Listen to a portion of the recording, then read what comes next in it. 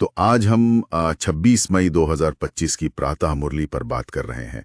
इसका शीर्षक है मीठे बच्चे तुम्हें संग बहुत अच्छा करना है। जी। और ये मुरली, जैसा आपने कहा, ये आध्यात्मिक बदलाव पर और खासकर पुरानी दुनिया से मन हटाने पर, मतलब वैराग्य पर काफी फोकस करती है। हाँ बिल्कुल, लक्ष्य तो वही है, वो पावन देवताई अवस्था पाना। और इसमें साफ साफ वो फर्क बताया है पाप आत्माओं की दुनिया और पुण्य आत्माओं की दुनिया का। हाँ, और आज हम यही समझने की कोशिश करेंगे कि इस बदलाव के लिए क्या मुख्य डायरेक्शंस दिए गए हैं, जैसे अच्छी सोहबत, मतलब अच्छी संगत कितनी जरूरी है, और निस्वार्थ सेवा, और हाँ, वो पुरानी दुनिया की जो मोहमाया है उससे कैसे अपना पल्ला छुड़ाना है। ये संगत वाली बात तो शुरू में ही बहुत जोर देकर कही गई है ना?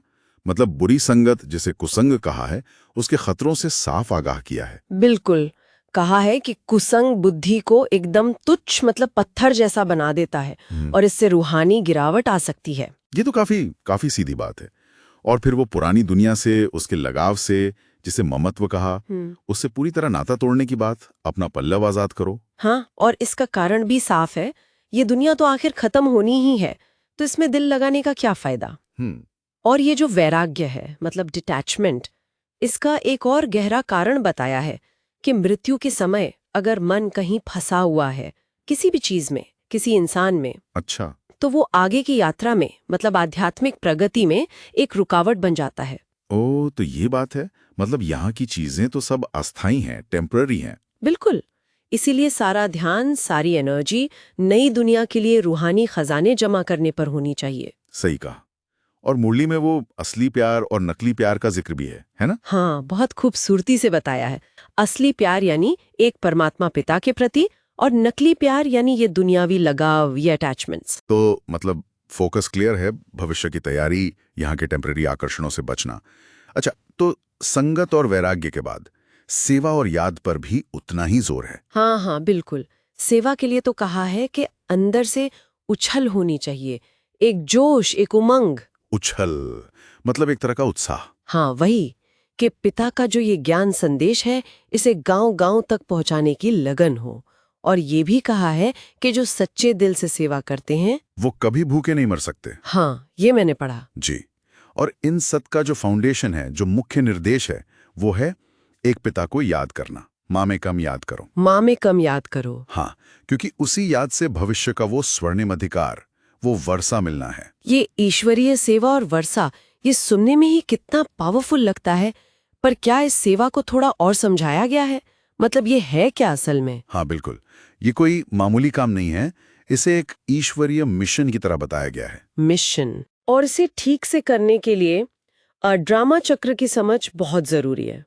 मतलब सृष्टि का ये जो अनादि खेल है, इसका शुरू, बीच और अंत, इसका पूरा ज्ञान। अच्छा, आदि मध्य अंत का ज्ञान। जी, तभी तो हम समझ पाएंगे कि हमारा रोल क्या है और करना क्या है। लक्ष्य तो यही है कि पतित पावन, यानी पिता को याद करके खुद पावन बनना है। और इसी में वो त्रिकालदर्शी बनने की बात भी आती है शायद। हाँ बिल्कुल, त्रिकालदर्शी बनना। ये शब्द काफी गहरा है, इसका मतलब क्या हुआ यहाँ? त्रिकालदर्शी मतलब तीनों कालों को देखने वाला। अच्छा। यानी कोई भी कर्म करने से पहले उसके शुरू, बीच और अंत, तीनों टाइम के परिणाम को देख लेना, सोच लेना। वाह, मतलब एक्शन लेने से पहले उसके कॉन्सिक्वेंसेस को समझना। एग्जैक्टली।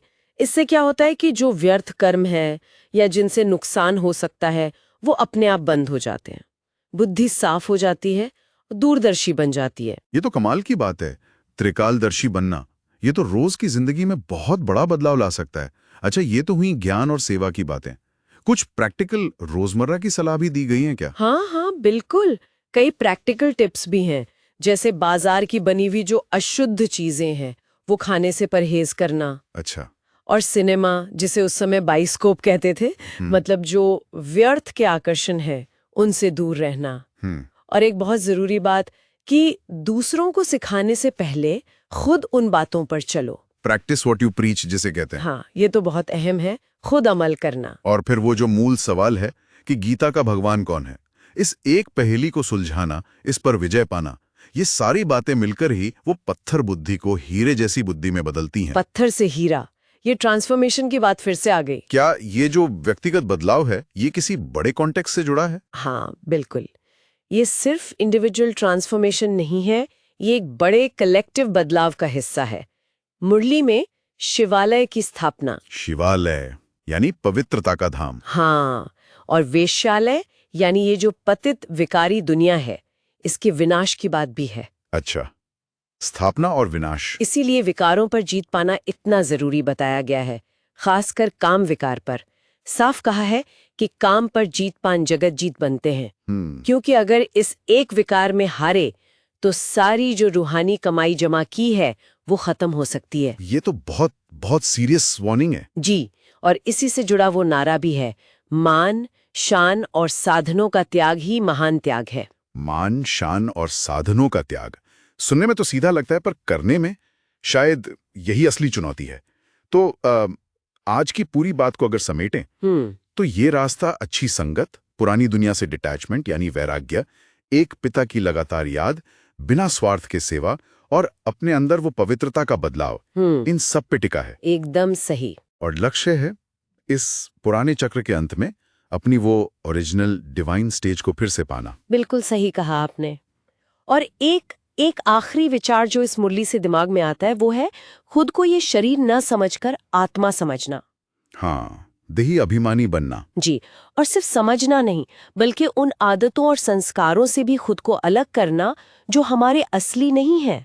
मतलब जो ब्राह्मणपन के नहीं, बल्कि बाद में दुनिया के असर से अपनाए गए शूद्रपन के संस्कार हैं। ये बहुत गहरी बात है, अपने मूल स्वरूप और बाद में अपनाए गए लक्षणों में फर्क करना। हाँ, और ये सोचने वाली बात है कि अगर हम इस फर्क को सचमुच पहचान लें, अपने उस शाश्वत आत्मिक स्वरूप को और दुनिया से मिले टेम्पररी लक्षणों को, तो हमारी रोज की बातचीत, हमारी प्राथमिकताएं, हमारे रिश्ते, वो सब कैसे और कितने बदल सकते हैं। ये वाकई सोचने के लिए एक बहुत अच्छा पॉइंट है। अपने असली स्वरूप और अर्जित संस्कारों का फर्क, हमारी रोजमर्रा की जिंदगी पर इसका क्या असर होगा। बहुत खूब।